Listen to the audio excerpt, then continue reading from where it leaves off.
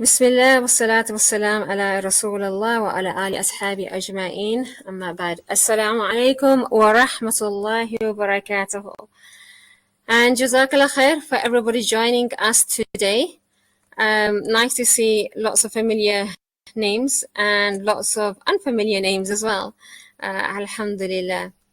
Okay, it's a very important topic that we're going to cover today. And it did draw a lot of attention. And it may be a very simple question and maybe a very simple answer as well. But today we're actually going to be conversing and going into a conversation. And it will require a lot of input from all of you. Now, every time I do this, I've done this quite a few times now in a private setting, it's been a very different response. And the conversations are very different every time, depending on the audience that I have. So this could go anywhere today. And I'm pretty prepared for this. Just like pregnancy and birth, every birth and pregnancy is unique. So will be these conversations. So I'm hoping it will help you, give you some direction and some focus. And inshallah, open up your minds, inshallah.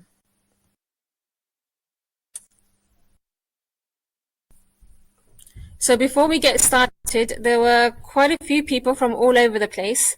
So if you could just share in the chat box where in the world that you are in, so that I know which part we are addressing with from, inshallah.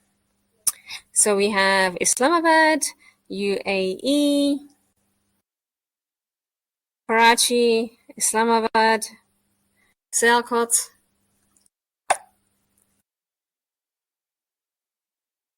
And we're very happy to have you here as well, Maham. Karachi.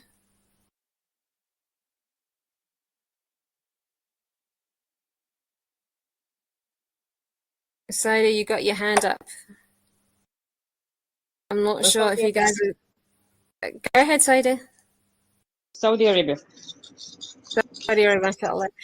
Are you familiar with the chat box? You can actually type in, inshallah. Jazakallah khair.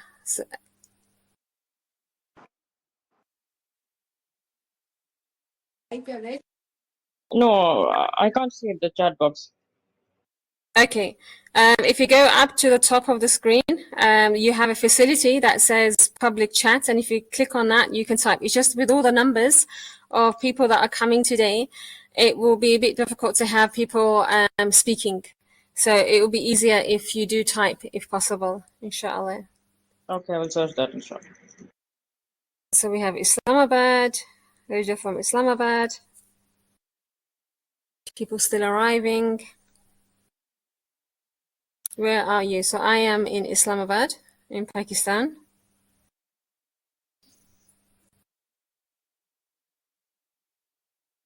Previously coming from Egypt. I was there for a while. And then before that, I was in Morocco. And before that, in the UK. There's Sarah, also from Saudi Arabia.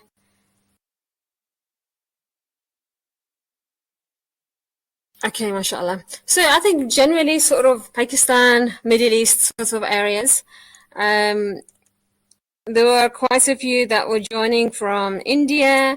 There were a few from the UK, Europe, and some in Africa as well. Mashallah. So it's quite nice to see people from all over the world. And you'll be interested to know that, subhanAllah, wherever you are in the world, this question is the same. And it affects everybody the same, regardless of where you are. MashaAllah. And it's quite interesting that when I do work with people all over the world, that the issues that are coming up, subhanAllah, are universal. So happy to have you all here. And I'm glad you're all taking this time out to be present here today. So before we start, and it's something that I do all the time for any session that I do, is to really reassess our intentions. Why are you here? Why are each one of you here? Now, I say this all the time, that nothing happens by chance, whether it's a meeting in person or a meeting online. When you meet somebody, It doesn't happen by chance. Allah has brought you here for a reason. So once you think about why are you here, why did you choose to come to this? When you saw this title, what drove you to come here? What are your intentions for being here?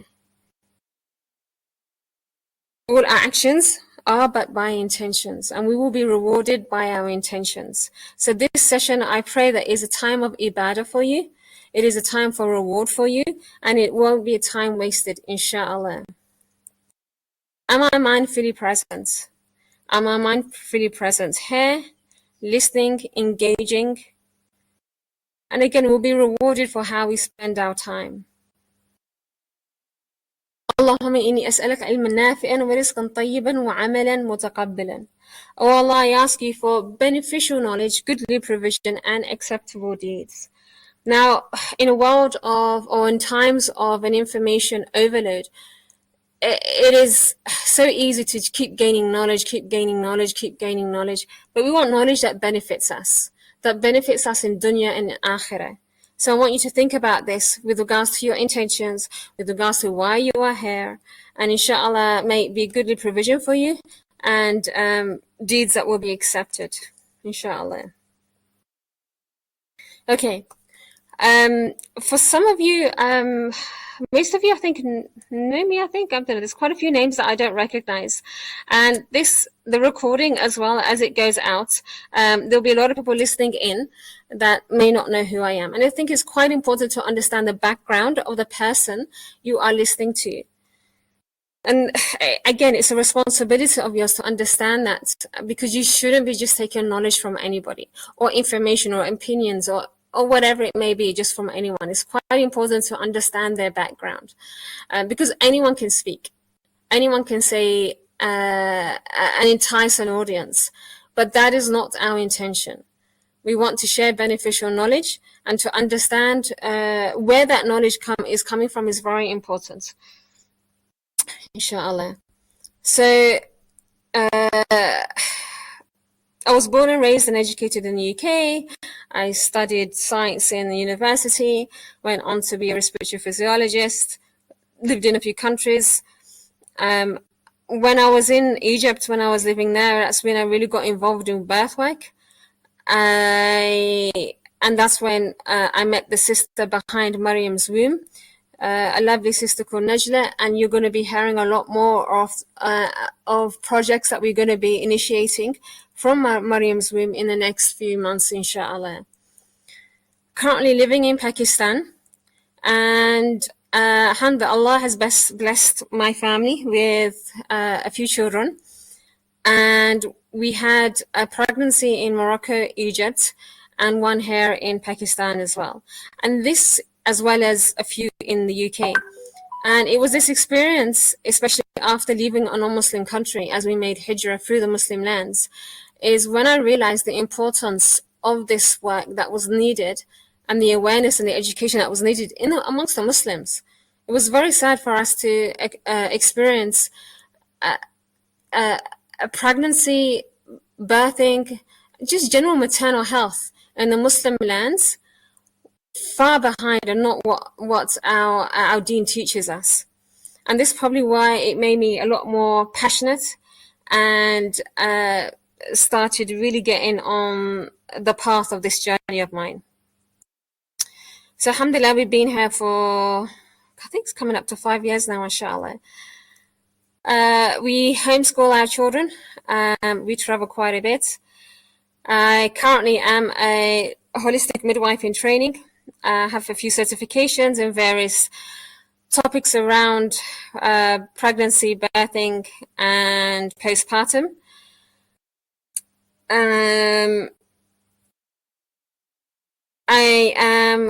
We are into natural living and realigning back with our fitrah.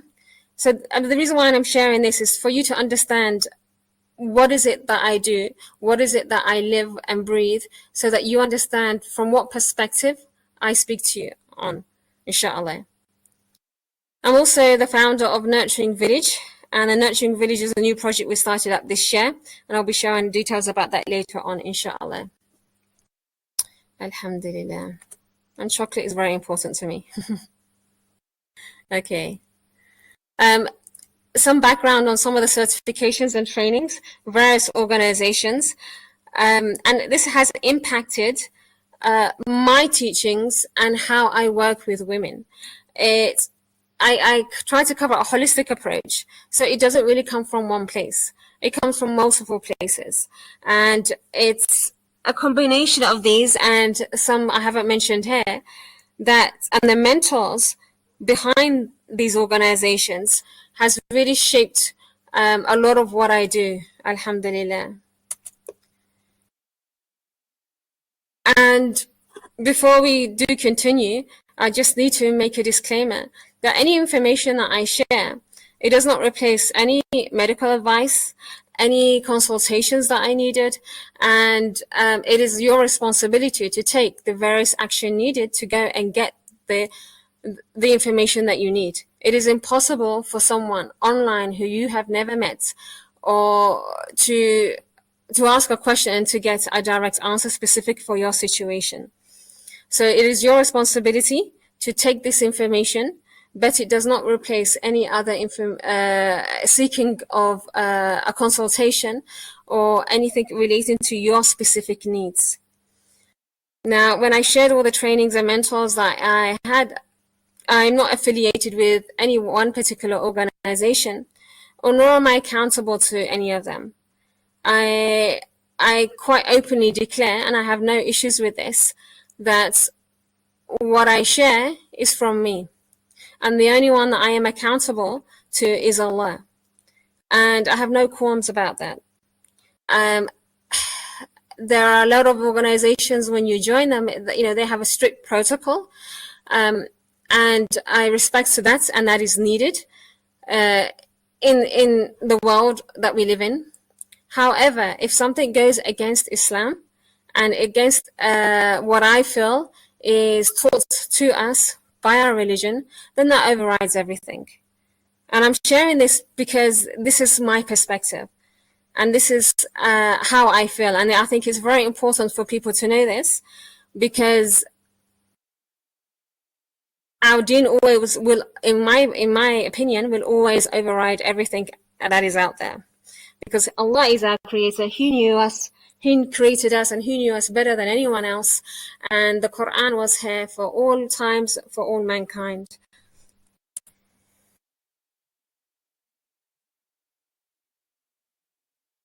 And as well as subhanAllah, as well as the mentors that has shaped where I am today, the majority of my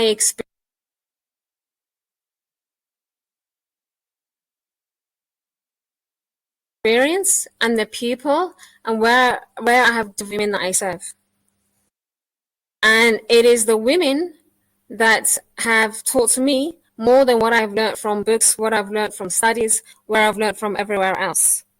And this is very important for anyone that's on this journey to understand that our knowledge comes from lived experiences. So it's a holistic gaining of knowledge. So it's not just from a particular book or particular training or particular course or certification. It comes from the ummah that we serve. And you will see this as you go on, and we talk about all different topics, that what we see, what we read and what we learn isn't necessarily what we see in real life.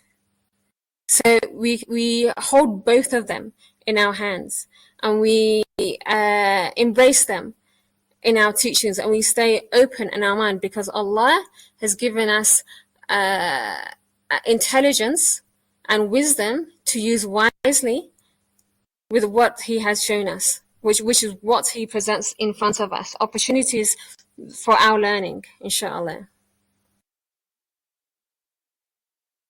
Okay, so we're going to go straight into this, and so I'm just going to read Brother Muhammad's message. I think deciding when needed is the issue with most people, and how to decide when it is needed and when it is not. Very good point. So that's when I think we'll be covering this as we go along in this session today, inshallah. Okay, so what I've done now is I've set, everyone can use this now. I've set it as multitask. And what I've got, if you go to the top of your right hand side of the screen, there's some tools. And there's a text tool, which is probably the easiest one to do. If not, you can just use a chat box. And I want you to answer this question. Who or what is in control, or what is in charge, or what is in, or who influences your birth? So, if you know what, shall we? Let me take off this multi-tool, and I'll type on the screen. And what we can do instead is put it in the chat box, because I feel that there's going to be lots going on the screen, inshallah. So let me just close this. Okay, we've got a nice one up there anyway, before I close it. Allah. So if you just type what you want on the chat box, and I'll add it in, inshallah. I'll try and make sure that I don't miss any. So Allah was the first one that was written up there. What else? Who else? Everything is under Allah's control. So Nudrat says she is. So the mother. Good. Keep going.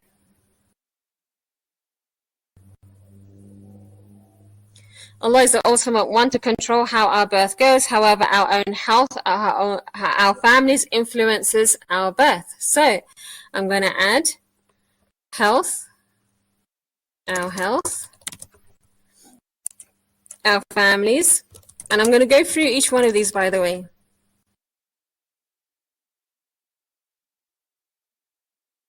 The baby.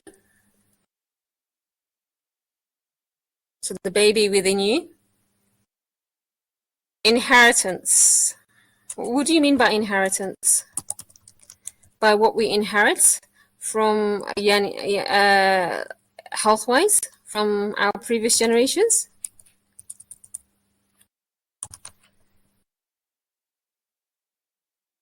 Doctor. Family members. Your mindset.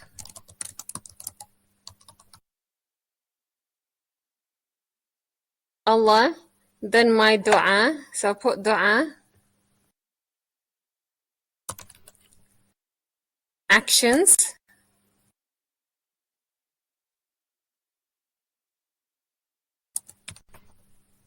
We've got baby.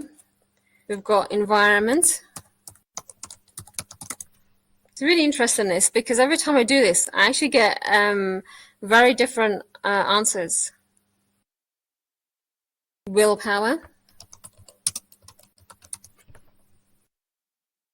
Birthing environment.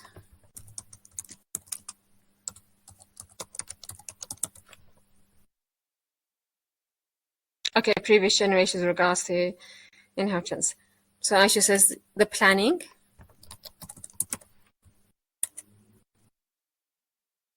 Faiza, did you want to say something? You had your hand raised.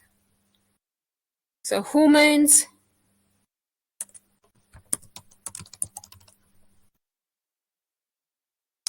Body. Limbic system. The birth team. The husband.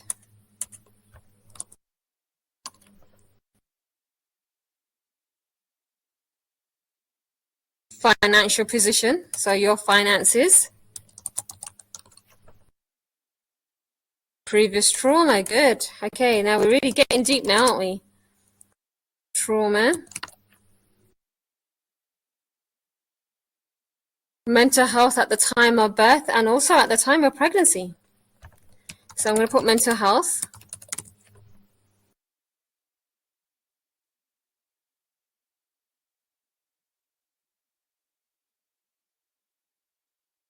So what influences you? I mean, we said, Allah is ultimately in charge.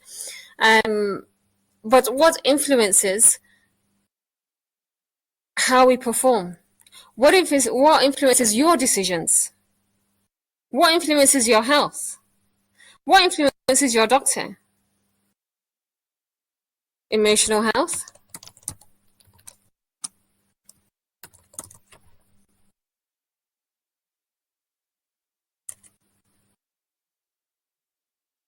Food? Social and peer pressure. Who are these people?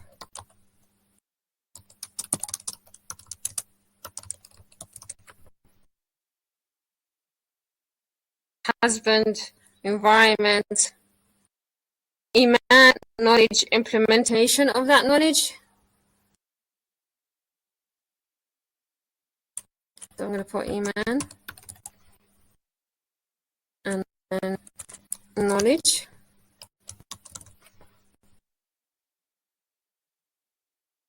Assertiveness. I'm going to keep that with willpower, inshallah. Physical health, think about health, but let's do, I think someone already put body, so we'll leave that for that. Education about birth. So I'm just going to do education general. Motivational state. Okay, so let's see, let's put motivation.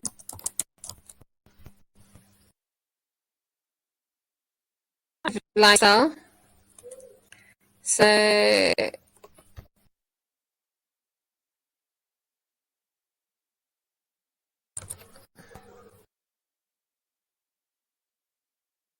exercise. So I'm going to write exercises here. Emotional support, mental state, previous birth experience. Yep.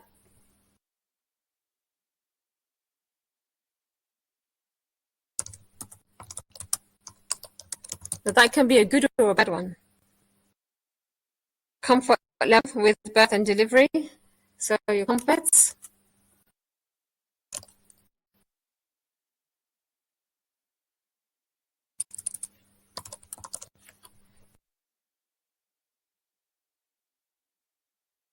What do you mean by delivery method? How does that influence your birth? How does all take charge of your birth?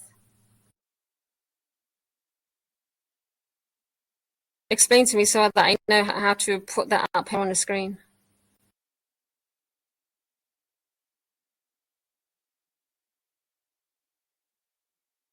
So, intentions. Hospital and staff. Yep, absolutely.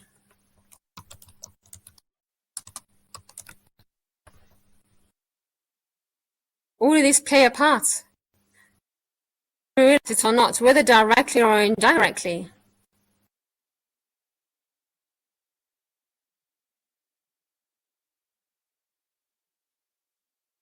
What else? What else has an impact on you?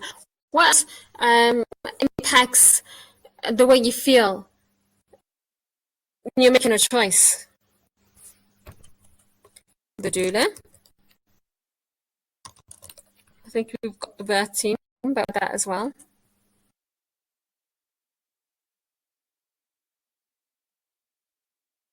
Now remember, these influences and controls can be both positive and negative.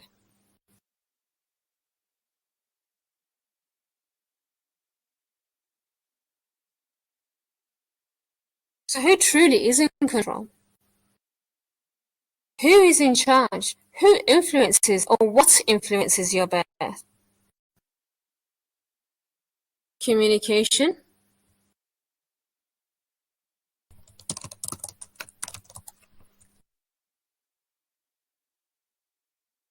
Relationships.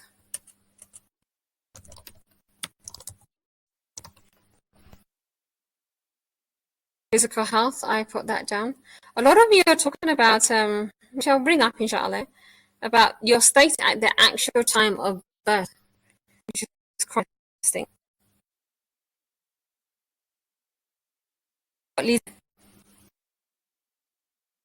Is it possible for you to be unwell one day and then all of a sudden be healthy the next day?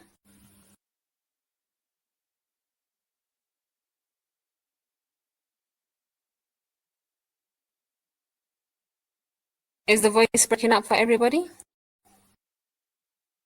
Okay.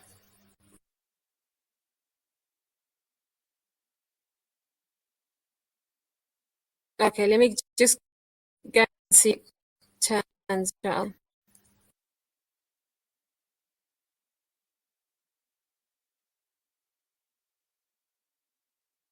Okay, keep typing, keep going.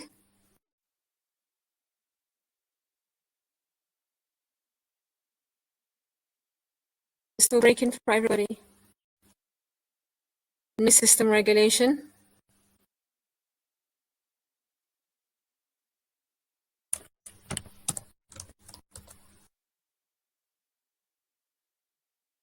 Okay.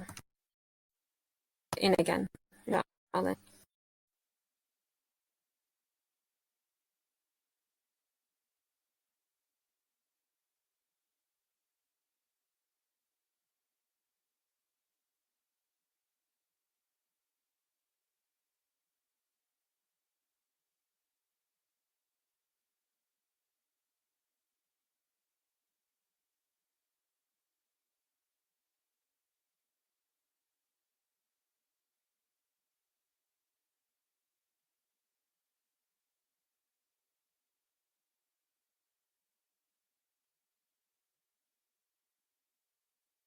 Assalamu alaikum. I hope this is better, inshallah.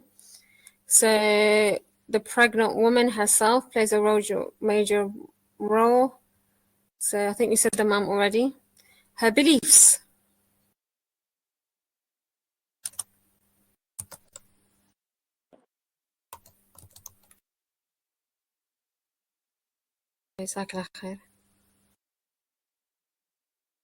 Okay, your relationship with Allah.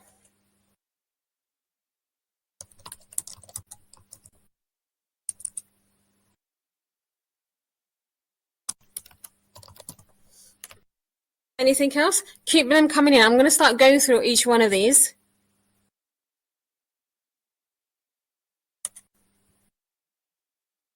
Opinions of your loved ones. This is very important because we are affected by the people around us, and especially those that care for us more than anyone else. You know, they have an invested interest in our health, in our babies, and you know, these aren't to be ignored because of out of their love for us, and they will continue. However, as we know, with opinions and with people who may not have actually understood the type of birth that you want, can have quite an impact on you. So what can we do about this? What can we do when we have people around us with loving intentions that care for us, that insist that we do certain things, knowing yourself that this is not good for you? Now, one of the things, first of all, is to understand that it is only their opinion. It is their opinion, and to take it as their opinion and understand things from their perspective. The women around us, the majority of the women around us, have not had a natural birth. And if you don't understand what I mean by a natural birth, I don't mean a vaginal birth. I mean a natural, unmedicated, undisturbed birth. And if you haven't already listened to the last session that we did on the undisturbed birth, go back to that, and that will give you a better picture of what a natural birth truly is. It's a physiological birth. It's allowing your body to do what it needs without any interventions in a healthy pregnancy and birth. So when you have women that have gone through a birth that is not physiological birth, they will carry with them trauma. They will carry with them memories that they realize that was very bad for them, and they don't want you to go through the same. they may have had a very negative experience with health issues or with their baby, and they are very concerned.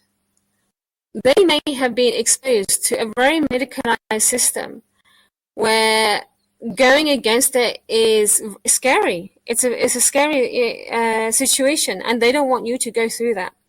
So understanding that, my advice is to really limit the information that you share with your loved ones. Sometimes if you know them well, depending on your relationship, it is better not to engage with them in conversations to try to convince them of the opposite. Depending on their level of understanding, depending on their age, depending on who they are and your relationship with them and their education. There are some who are open to listening to things. And sometimes it takes you to actually have that birth before they come around and say, wow, I didn't realize it could be done this way.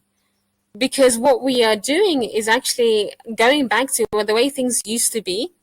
But because we are conditioned to think about how we are conditioned based on all the trauma that is around us, which is not normal. This is all we know now. In the social media, when something that no one actually put up here was the internet, social media. These are big platforms that actually do influence people's opinions.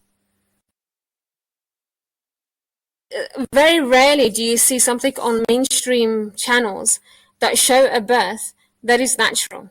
It's usually quite traumatic, full of screams, on the bed, flat on the back. There's a lot of things, and this is how people associate them to birth. Even in the textbooks, even in everything that we have around us, does not represent a physiological birth. So these loved ones that we have, we need to understand where they are coming from. We can't blame them. We can't get upset with them. We need to understand them and approach them on their level, inshallah. So the best thing really is to be to limit your conversation, understanding them, so that you can relate, discuss things accordingly. And with those that are the most closest to us, I suggest you do not share things. Not to upset them. I mean, you know your family's better, you know your circumstances better, but to be strategic. When conversations are coming up and you know that it's going to be a problem, then try not to allow these conversations to come up or change the subject. You don't need to be sharing every information with everybody. This is your pregnancy. This is your sacred moment. And unfortunately, we are in the era where everyone has to share everything about everything. And subhanAllah, this is not how we were designed. Keep it sacred, keep it protected, and keep it to yourself. Inshallah. And the less you say, the better. And just share what you need to share, inshallah. The birth industry has false propaganda spread by ill-informed people, maybe well-meaning doctors. Yeah, unfortunately, okay, now let's go to the doctors then. The doctors, the hospital staff, where are they getting their trainings from? Now, it's quite important to understand. Pregnancy and birth is not a medical emergency. Doctors are specializing in emergencies, in complications. That's what they study. That's their training. And that's why we love them. That's why we want them. I'm not here to put doctors down because we need them. However, when it comes to pregnancy, it isn't you don't have a disease. It isn't an illness. Whereas the traditional midwifery system was the midwife was the person that you would go to because she is the expert on a natural physiological birth. Her role is different. She will support you. And when you need medical attention, she will refer you to a doctor if needed. But unfortunately, in a lot of the Muslim countries, the midwifery system doesn't exist, or at least out. Or the traditional midwives that we have been also medicalized, unfortunately. So it's very, very important to understand the difference when it comes to our care. And it's your responsibility to understand what is it that you need. I have many people contact me as soon as they get pregnant, and the first question is, which doctor should I go to? And I often wonder, are you ill? Is there something wrong? Do you need to be seen for anything in particular? Because what happens, and I'll refer to, let's see, the Middle East and also in Pakistan. We do have midwives in some of in UAE, for example, and in the UK, and in some countries. But again, they usually work with the doctors. When you go to a doctor, unfortunately, there's a lot of skills that have been lost. They will just ask you to have some blood tests, get a scan done, and they will talk to you based on these reports. Not based on your symptoms, not based on your emotional needs, your physical needs. It is very, and even with midwives, a lot of them are becoming like that as well. So subhanAllah, this wasn't always the case. But unfortunately, we are making it the case, where we are becoming, we feel that the urge to go and get medical treatment for something that doesn't actually need medical treatment. So I'm not saying not to go to a doctor, but to really think about when you do need to go to a doctor, when you do need to be seen for a medical reason. And when you go to your doctor, it does not mean that you can't question them. It does not mean that you have to take what they take. It's up to you to understand and to think about, okay, my doctor, I've just gone to my doctor. I'm pregnant, and I've left there with a list of a prescription of a lot of things. It's up to you, your responsibility to see, okay, what are these things? Do I need them? What are the side effects of these? What are the alternatives? Again, it's your responsibility. You have different doctors with different experiences. And you have some that are very, mashallah, very on ball with what women need, what pregnant women need. And then you have others who are treating everybody as if they're a high-risk pregnancy. It's up to you to recognize the difference. And if you have a doctor that creates anxiety every time you walk into the room and makes your blood pressure go high every time you leave, then that's not the doctor for you. It's up to you to look for another care provider. And care providers do not have to be doctors. Just because you have a doctor, it doesn't mean that you have to follow everything what the doctor is saying to you.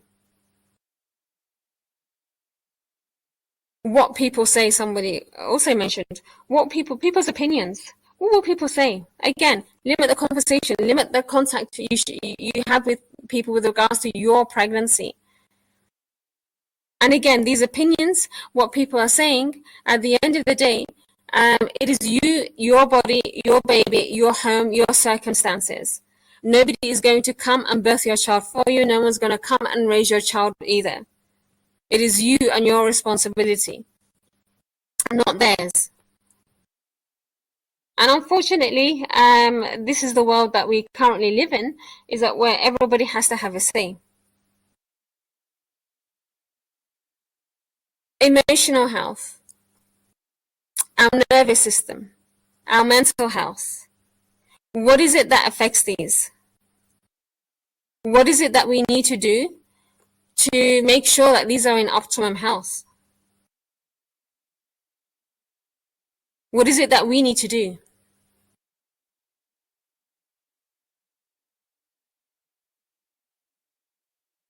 What action needs to happen?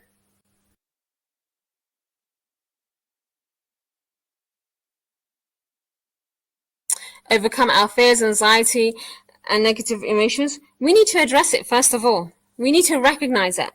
We can't ignore it. We can't pretend it didn't happen. We can't pretend that everything is well and we have got this positive attitude, because unfortunately this is what a lot of people do, and they actually hide because nobody wants to share that they are not coping, which is wrong. First, we need to face it. We need to address it. And with every fear and anxiety, we need to understand, where is it coming from? Maybe it means getting knowledge. Maybe it's understanding. Maybe it's debriefing whatever has led to the anxiety and fear. Where are these fears and anxieties coming from?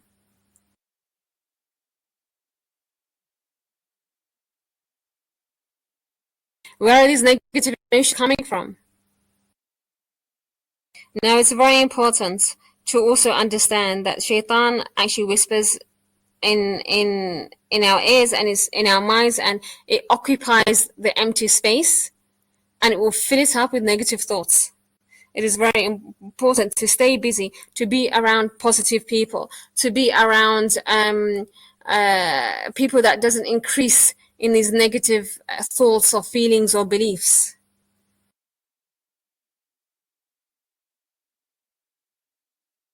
Something that also creates a lot of anxiety is the amount of time that you are on social media, on the internet, searching for things. Now, knowledge is very important. I'm going to keep coming back to knowledge, because knowledge of birthing, labor, pregnancy, this helps with addressing any fears and anxieties. And there is a lot of knowledge out there, but it's about getting the beneficial knowledge. We were never created to have so much information. Our brains can't cope, and this is what causes anxiety. Social media causes anxiety. Being selective with what you see and limiting the amount of time is important. But I know, because I've been there, when you want to find something out, you want your information direct and immediate. And that's what the internet does. But is that information right for you? Is it correct for you? Is it beneficial for you? Or is it actually just creating anxiety? Is it starting to give you imprints of negativity without you even realizing? Because you may see something and you know it's wrong, and you know that it's very rare, but it's still, now that you've seen it, now that your brain has taken it in, it's in your mind and it stays there. And it starts to resurface at certain times. And when are you most vulnerable? At the time of your birth. And even though you thought you were ignoring those fears and anxieties, they tend to surface up at your time of labor, at your time of birth. If there's some emotional baggage, it doesn't have to be due to previous trauma. It can be relationship issues. Now, relationships came up. Relationships with your spouse, relationship with your family. Now, you don't wait until you go into labor and birth to get that perfect relationship going. You need to address it before. Just like previous trauma, any relationship issues with people that matter, even your relationship with Allah, all of this is you should be working on beforehand. SubhanAllah, Allah has given us, often we usually prepare for birth. I mean, not always. I mean, pregnancy, but not always. It might be a surprise conception. But He's also given us 10 lunar months before the birth for most people to prepare, to use this time to work with our families on our emotional health, on our physical health, on our nutrition,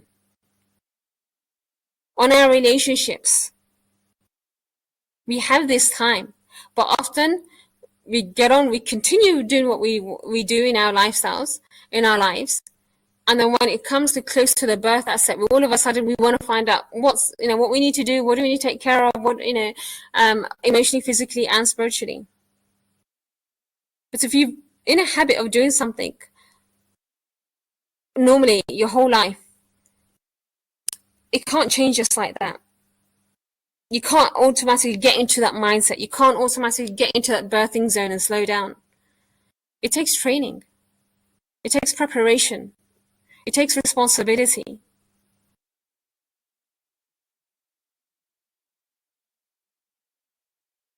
So I'm just going through some of the messages as well. So prioritizing all health, mental health, spiritual health, emotional health, your physical health. They all are integrated. Your nutrition affects your mental health. Your mental health affects your nutrition. Realize that your body and the life growing inside you is a blessing and an amana from Allah. Step up and be responsible. Absolutely. You are your primary care provider for your child. Understanding that this is your amana, nobody else's. When it comes to other people, when it comes to the birthing team, whoever it may be, whether it's the birthing culture in your country, whether it's the hospital protocols, whether it's society, your neighbor, regardless of whatever they say or do or whatever their opinions are, at the end of the day, this baby is yours. This body is yours. I noticed a lot of people were talking about the baby, but it's you. It is the way you respond is going to have effect on the baby. Your hormones that you release into your baby. Your feelings during pregnancy, your nervous system during pregnancy is being passed on to your baby. Your baby feels everything that you feel.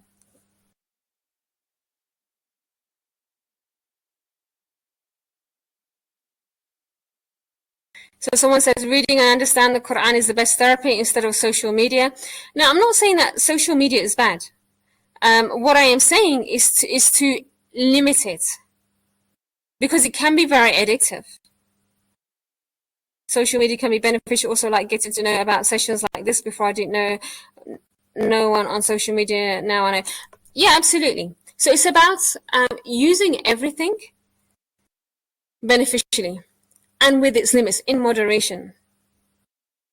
I know some people that are dependent on social media for everything, and knowledge and everything. And, with social media, you're only seeing the Instagram perfect pictures, the perfect lives. This is not real life. Created to go through stress, but not to be in continuous stress. So we need to learn how to deal with this stress. And this is what has an impact on our mental health.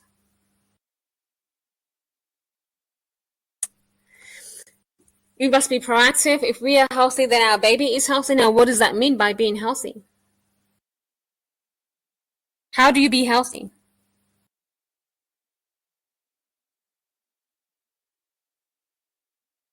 Often, so many people come to me and they say to me, when I ask about their nutrition, they said, yeah, we're eating very well. It's a healthy meal. When we have a consultation, 95% of these women are not having a healthy meal, a healthy diet. They actually don't realize. They assume they are. What about mum who's already having multiple C-sections? Multiple C-sections does not control or influence your birth.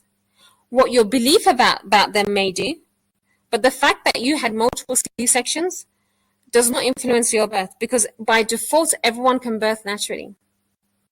But your emotional health, your fears and anxieties, your physical health, your knowledge, your preparation, your responsibility in actions, in implementing that knowledge is what is going to get you the birth that you want.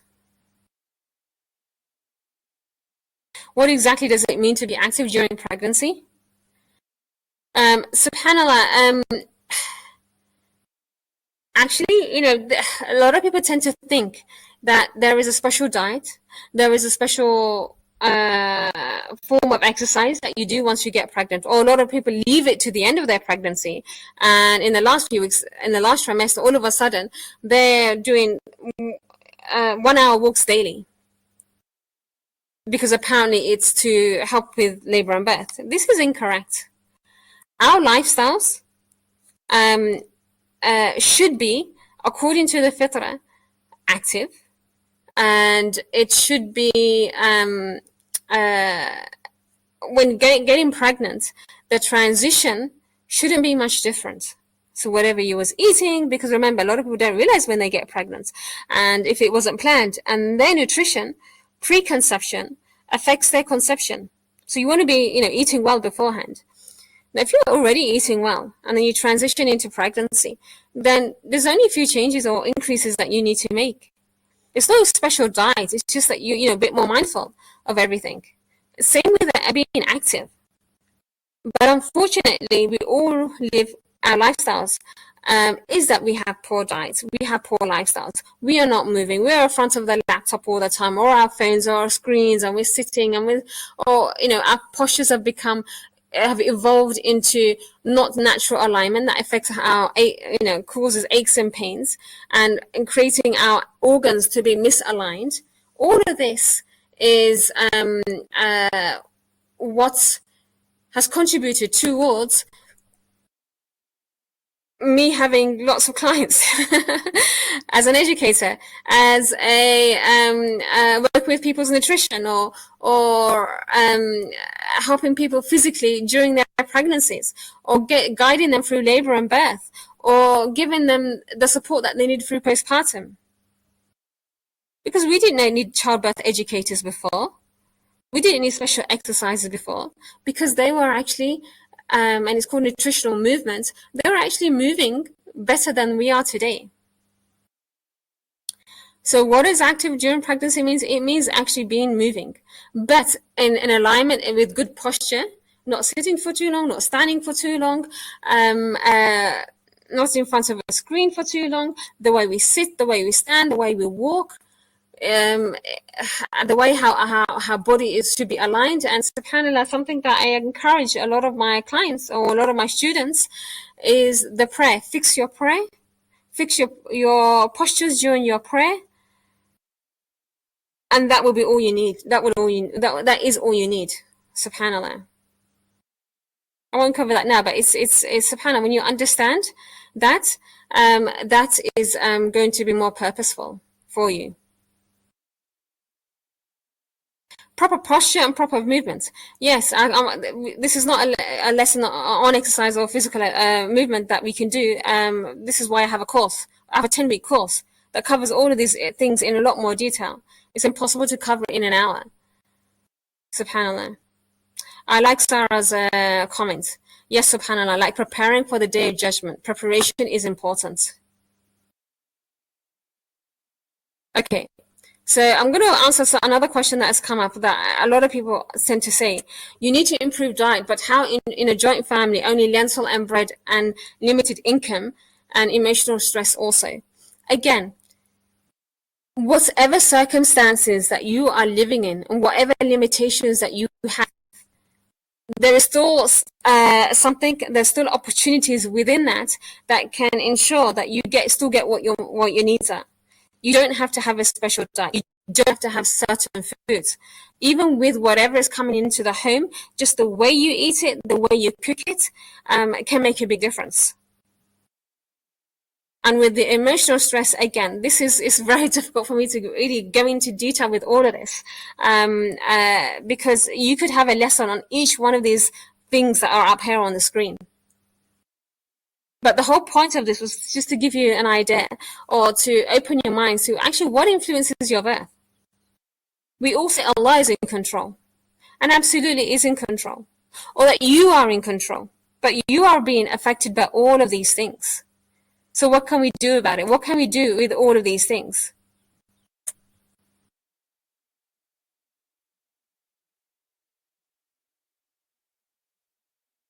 being healthy means maintaining a state of physical, mental, and emotional well-being, okay, then you need to understand what that is. Because maybe you don't. Everything and everyone has a purpose, alhamdulillah.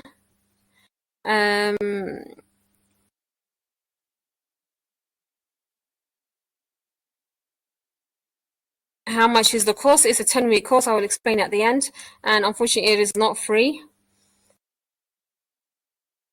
Okay, Jazakallah khair, Brother Muhammad. Remembering the story of Maryam alayhi salam, which subhanallah is something that we cover. Other people controlling. Again, it's what we allow. Because there's certain things we have within our inner circle that we can control, and there's some things that we can't control. So we don't focus on what we can't control. Like maybe we live in a joint family and certain meals are being cooked. There's some things that we can't control, but within what we can control, Allah has made pregnancy and birthing something easy for everybody.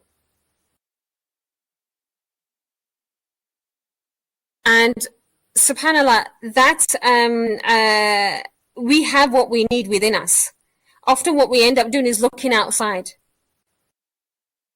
when we actually have it all innate. Knowing that everything we go through will be rewarded. Yes, Maryam, birth, I want to be alone like her, I don't want people. Again, when you understand what your needs are, you can be in a room full of people. You can be in a room full of people and still be alone. You can be alone, but still have so much in your mind that you're actually not alone. And that's when then mindset comes in. So it's mindset, motivation, determination, willpower. Where does this come from? How does your mindset evolve? Where does your motivation come from? Where is this affirmation, this willpower? Where does this determination come from? What is it that we need to do to get there? What is it that shapes our beliefs? Where are our beliefs coming from? These are all questions that everyone needs to ask themselves.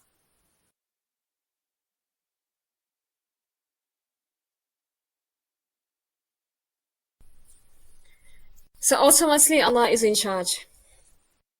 He's the one that is in control. But He's also given us, and a lot of people a lot of people end up saying that it was in our qadr, it was our destiny, that things happened the way they did because it was written for us and there was nothing we could do about it. But subhanallah, in one of my classes this week, a sister really shared something that was quite profound. She had a previous negative experience, and at the time she realized, it's qadr of Allah. But then, she wouldn't have been sitting in that lesson had she not gone through that. She realized afterwards that she hadn't prepared enough. She hadn't taken the responsibility to do what she needed to do to get what type of birth that she wanted at that time. She said that just listening to birth stories wasn't enough. Just seeing things or wanting things wasn't enough because she didn't prepare. Physically, mentally, spiritually. She didn't understand what was going to happen. And it takes preparation. Not 1 day, 2 days, it takes months. And Allah has given you months. So yes, He is in control, but we're also told that we are to tie our camels. We are to do what we need to do to get to that birth. And that is something that we have control over. Nobody else around you. Not the people's opinions, not not our loved ones, not the hospital, not the policies. It's you.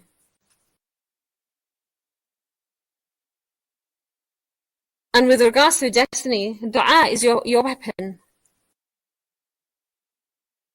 You are the one that it needs to. You're the one that makes dua, and Allah is the one He's waiting for your dua to answer it. And it doesn't matter where you are in your pregnancy. It's never too late. Don't underestimate Allah's power, because we've said He is in control and He is closer to you than anybody else. And someone mentioned about relationship with Allah and your trust in Him and your reliance in Him. This is the test when it truly happens. We all say that we trust in Allah, we rely on Him, but do we? What does that actually mean? And sometimes it's actually going through a situation when you actually realize that when you really truly test it, that you actually truly understand what that means.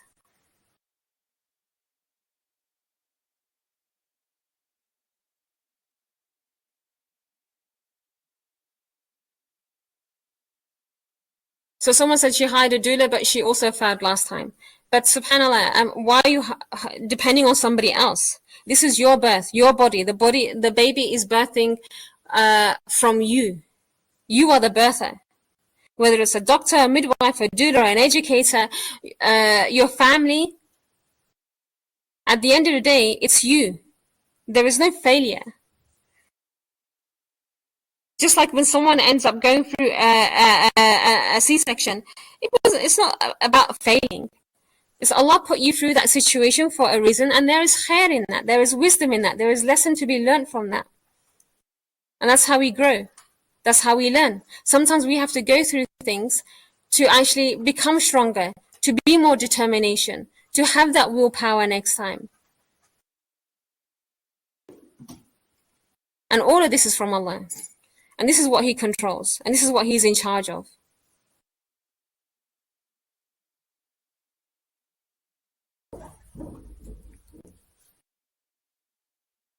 Again, goes back to the relationship. So number one, Allah. Without forgetting dua. Some of you mentioned about Maryam alayhi salam.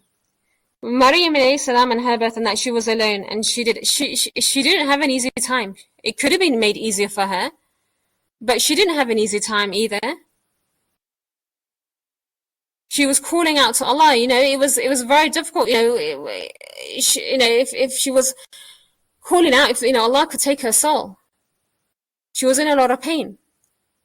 But subhanallah, she was ordered by Allah to shake the tree, the palm tree. She had to do something. And then she was blessed with the dates and the water. And it wasn't because of her shaking of the tree. Allah blessed her with that, but she had to do something to get it. We have to do something to get it. By default, everyone can have a physiological birth. But it is your limitations in your beliefs. It is your our preparation which stops us. Fears and anxieties. We need to do something. Just like Maryam salam.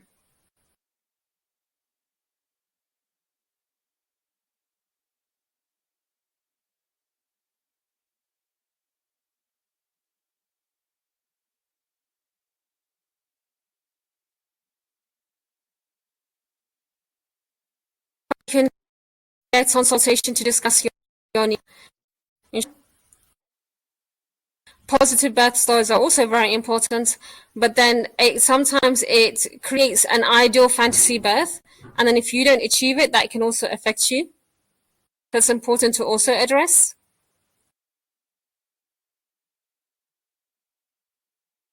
SubhanAllah, some people, if they hadn't gone through that negative experience, they may not have been here today.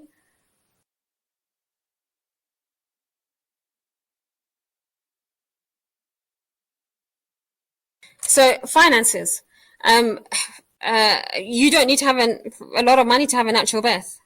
You can have a natural birth in a hospital. It's about you being able to stand up for what you need to do, for what you want. And that can happen in any place.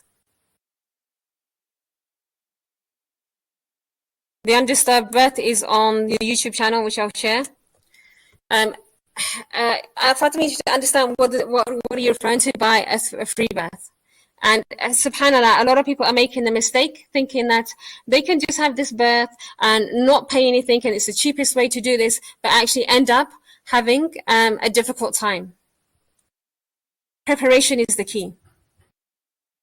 And going through pregnancy and labor and birth alone is not what I recommend. After Allah, what else is in control? I want to speak about the father. Not many people spoke about the father. It came up, but he is the father of the child. He has the responsibility of the child and of the mother. What he says overrides everything else. It overrides the doctor. The doctor will listen to the father. But if the father is not equipped and not knowledgeable and does not understand what he needs to do as the protector of his family, because he wasn't educated or he didn't understand what happens during pregnancy, labor, and birth, then he won't be in a position to be able to be the supportive or the advocate for his wife and baby. So it's his responsibility. Now, a lot of people say, oh, should fathers even be there at the birth? Islamically, should they even be there? Well, if he was there at the time of conception, then he has every right to be there at the time of birth.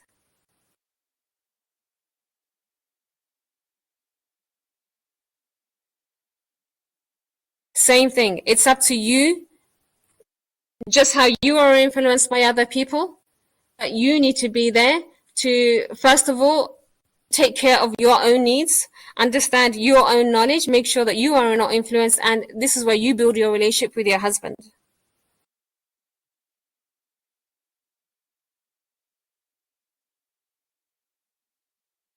It's up to you to teach him. It's up to you to know. And most women, not every woman has someone that is going to be supportive of their needs. However, I've met many women that once they have understood what they need to do and have built up on their knowledge and understands what they need to do and take care of their pregnancy, that change happens in the pregnancy. And you see the husbands realizing that, oh, mashallah, there is more to it than this. And when she is confident through her knowledge and through her experiences, then it has reciprocal effects on him. And to be honest, it goes back down to your relationship. It's nothing to do with the birth. It's nothing to do with the pregnancy. It's nothing to do with your postpartum. But if you want him to be supportive, then you need to work on your relationship.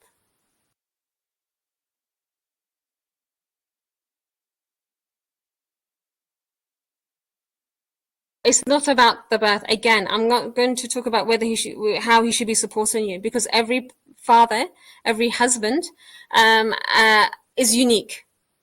But they all have the innate ability to be your protector and your provider.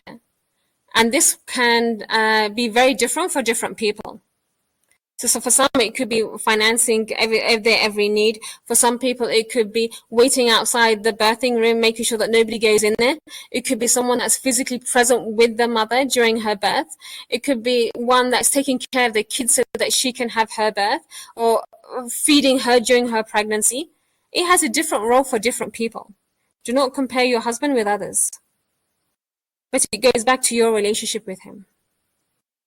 And this is something that you have to work with. No one else can control this apart from you.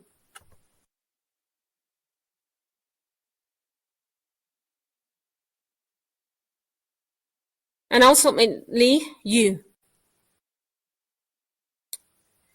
You are the one that is ultimately in control and in charge and influences your birth. Your beliefs, your mindset, your determination, your knowledge, it's you. At the end of the day, the baby's going to come out from you. You be locked up in a room and you're in labor, that baby's still going to be birthed. The doula, the midwife, whoever, the doctor, your husband, the family, your neighbor, the opinions, the protocols, the culture, none of this is going to, doesn't have as much control as you do. Because Allah has given you that control.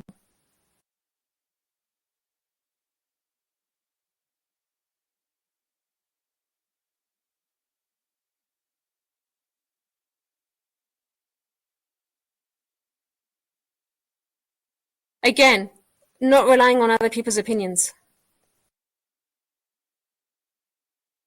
It's up to you. These conversations that are coming up in the chat box about what your husbands are saying, again, this again comes down to your relationship with him, and that what needs to be working on, not how he can support you during your pregnancy and birth. And that's a very important thing that you need to understand, because otherwise you're going to be fighting about the same things and not really addressing the root cause here.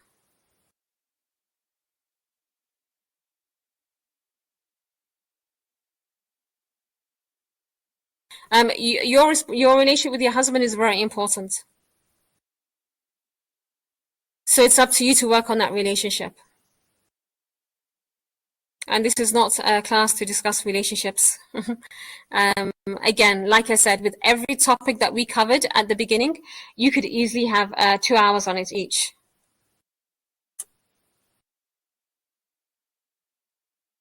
So with all the stuff that came up before, what was going to really affect you, support you, is your education, your beliefs, your willpower, your mindset. And I do have a 10-week course, and I realize everybody's not able to do this, but this is often neglected. A lot of people say, oh, what's the point of doing this? Or why invest in something like this? Well, we can see from the chat box, it seems like there's a big need.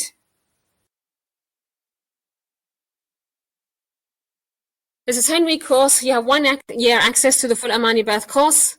We're going to have a short Q&A right at the end, inshallah. You can do it self-paced, but by attending the live sessions, you will have your questions answered directly. Each batch that I do is different. Why? Because just like I've done this class today, this session today, it is very different compared to my other previous classes on this session. The conversations are very different because everybody has their specific needs. A lot of people understand that these exist, but they choose not to do it, or they wait. These are 10 online live sessions with me, as well as the full Amani Birth course that you get 1 year access to. You get nutritional advice, tailored feedback to your needs, body assessments and exercises based on your specific body, emphasizes on nurturing your mind, body, heart, and soul, which is, as you realize now, is very important on your whole journey. Engaging activities throughout, holistic and Islamic integrated, access to lifetime support group. So we don't just leave you. After the course, you do have a support group, and that will be there for you for lifetime, inshallah, and lots more. After that, I do have some additional services where I offer a one-to-one service, which is a virtual midwifery service. So you have continuous care throughout until 6 weeks postpartum. And for people who can't do any of that, there's one-to-one consultations. It is impossible to answer questions like this now. You need individual care. For those that are in Pakistan, there are on-site sessions on intimate circles and something called the Nurturing Village, where we gather and we learn and we share, because women need women. And this, for those that are in Pakistan, we have a circle in Karachi, Islamabad, and Rawalpindi, and you can connect with other sisters that like-minded sisters that can give you the support that you need, because the women around you are very important. So if you have a lot of negativity around you, being around women, supportive women, like-minded women can give you all that you need, and it will replace that negativity around you. So when someone has a lot of negativity around them, having that supportive circle, even if it's just one person, can make all the difference, inshallah. Okay, any other questions that I did not get answered? Any other questions relating to anything that we discussed today? If not, I will be sending out the YouTube channel so that you can go to the other session that I did beforehand, which was really a follow-on for this one.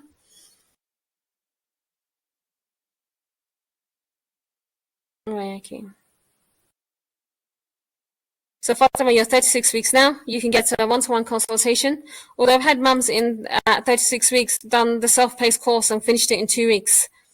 You can directly message me, share your details, and I'll share what options you have available, inshallah.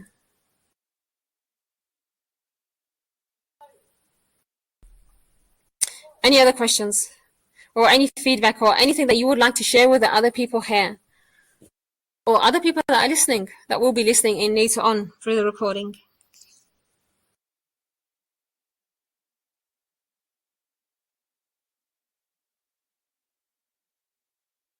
If you join through the link on the WhatsApp group, the number's there.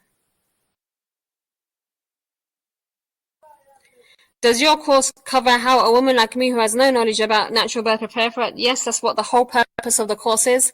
And most women don't have knowledge about a natural birth and how to prepare for it. So yeah, it covers everything, inshallah.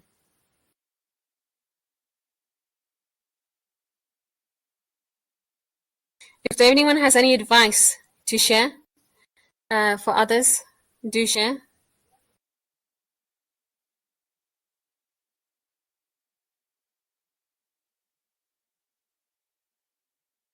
So the YouTube channel has some sessions. So those especially talking about dads.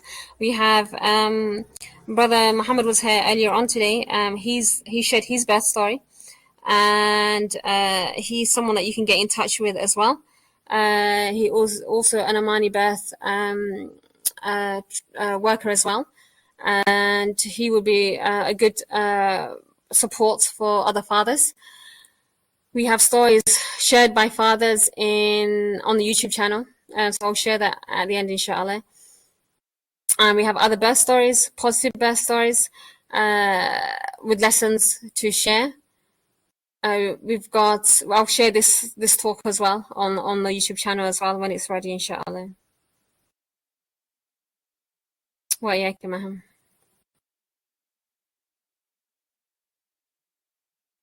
Okay, so if there's a few people typing, but if you want to ask any questions, ask now. Others will be closing in the next 5-10 minutes, inshallah.